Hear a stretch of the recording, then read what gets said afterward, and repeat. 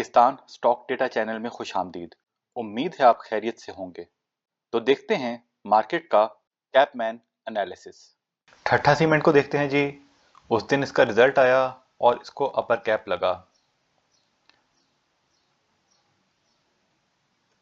अगर आप हमारी वीडियोस देखते रहे हैं पहले तो आप जानते ही होंगे कि इसकी असेसमेंट हमने उन कंपनियों के साथ की थी जिन्होंने अपने शेयर्स बायबैक किए थे, और हमने वहाँ पे इसकी असेसमेंट ये की थी कि इसने क्योंकि अभी इतनी अच्छी परफॉर्मेंस नहीं दी ड्यूरिंग द बायबैक, तो कुछ कंपनियां जो बायबैक के दौरान अच्छी परफॉर्मेंस नहीं देती वो बायबैक के बाद अच्छी परफॉर्मेंस देती हैं। तो ये बायबैक के बाद काफ़ी अरसे 18 रुपये पे रहा, तो फिर एकदम ही 18 से वो कुछ दिनों के अंदर 24 पे आ गया। बायबैक के टाइम पे 15 रुपये था, तो ओवरऑल देखा जाए तो इसने काफ़ी अच्छा रिटर्न दिया है। लेकिन अभी जो इसको कैप लगा उसकी वजह देख लेते हैं।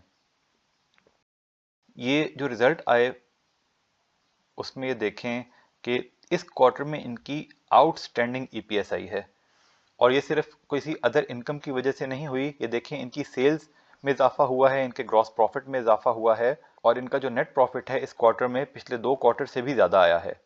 अब सीमेंट की कौन सी ऐसी कंपनी है जिसने 9 महीने में 9 रुपये की ईपीएस कमाई और वो 25-26 रुपये पे ट्रेड कर रही है।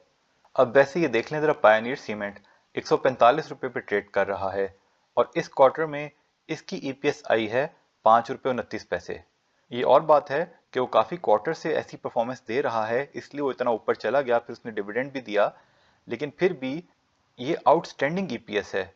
और अभी हमारे पास ऐसा कोई मैयर नहीं है ये जानने का कि क्या ये सिर्फ इस क्वार्टर में इनकी सेल्स अच्छी हुई हैं या आगे भी अच्छी रहेंगी या नहीं रहेंगी, लेकिन बज़ाहिर ये बहुत ज़बरदस्त रिजल्ट है। और हमारे पास इस कंपनी के कोई, हमें लगता है 6000 शेयर्स नहीं 8000 शेयर्स पड़े थे, और जब हमने देखा इसको अपर कैप लगा है, हमें पता ही नहीं था कि रिजल्ट आया है, हमने 2000 अपर कैप पे बेच दिए। जब इस तरह अपर कैप लग जाए शेयर्स को हम कुछ निकाल देते हैं। हमने इसमें ज़्यादा इन्वेस्ट किए थे, लेकिन हम आहिस्ता आहिस्ता करके 24 रुपये तक उसको निकाल चुके थे, तो वो हमने 2000 बेच दिए। हमने बाद में रिजल्ट देखा और अफसोस हुआ कि वो 2000 जल्दी बेच दिए। अब बाकी जो 6000 हैं हमारे पास, उनको अब हम होल्ड करेंगे, क्योंकि आपके सामने है कि जब कंपनीज की परफॉर्मेंस आहिस्ता आहिस्ता अच्छी आनी शुरू हुई तो उनकी वैल्यू कईयों की कहाँ चली गई है। साजियो एक बहुत बड़ी मिसाल है। तो again it is too early to say कि क्या ये इनकी सिर्फ इस क्वार्टर में परफॉर्मेंस रही है या आगे भी इनकी परफॉर्मेंस अच्छी होगी।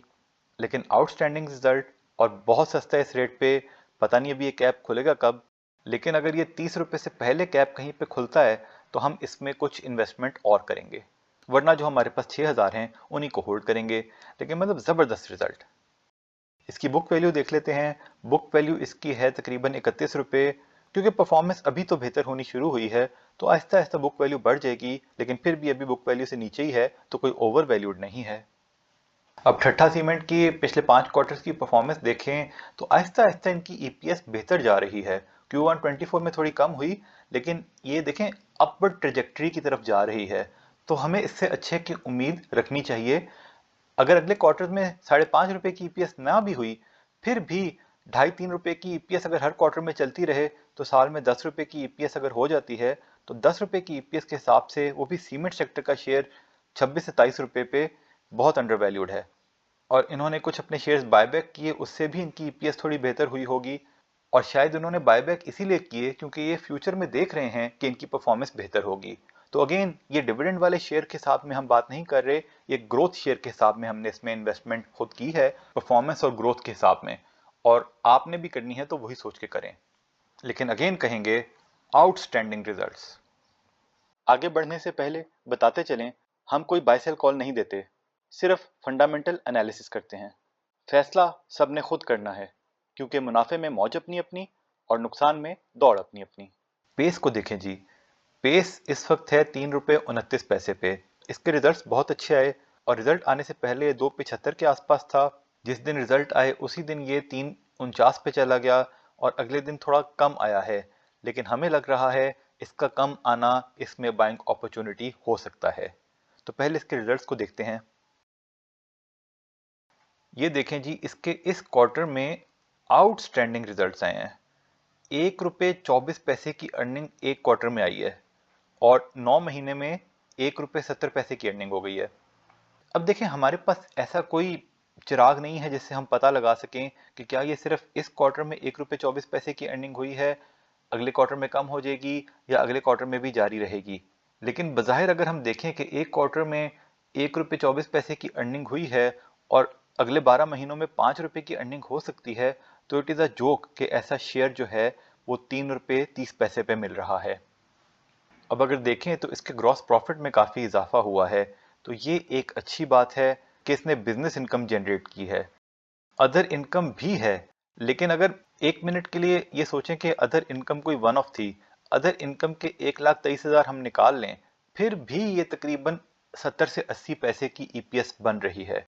और अगर 70 से 80 पैसे की ईपीएस भी अगर हर क्वार्टर में जारी रहती है और साल में 3 रुपए की ईपीएस होती है, तो फिर भी ये इलॉजिकल है कि एक 3 रुपए कमाने वाला शेयर 3 रुपए 30 पैसे पे मिल रहा हो।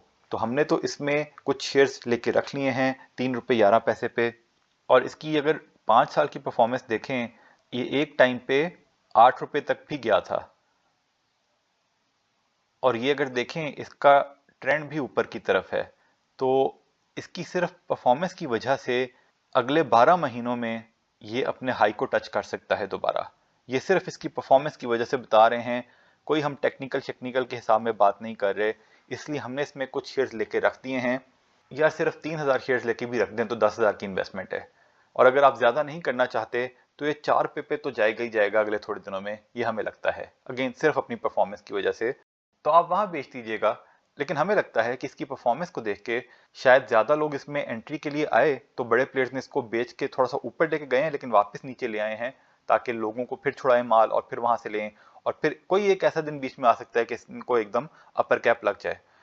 और अगर 3 रुपए वाले शेयर को एक दिन भी अपर कैप लग गया तो एक ही दिन में 33% फायदा होगा। हम पेनी शेयर्स को बिल्कुल पसंद नहीं करते, आप जानते होंगे, लेकिन सिर्फ इसकी परफॉर्मेंस की बेसिस पे हमने इसको अपने लिए पसंद किया और हम आपके सामने इसका तज्जिया पेश कर रहे हैं।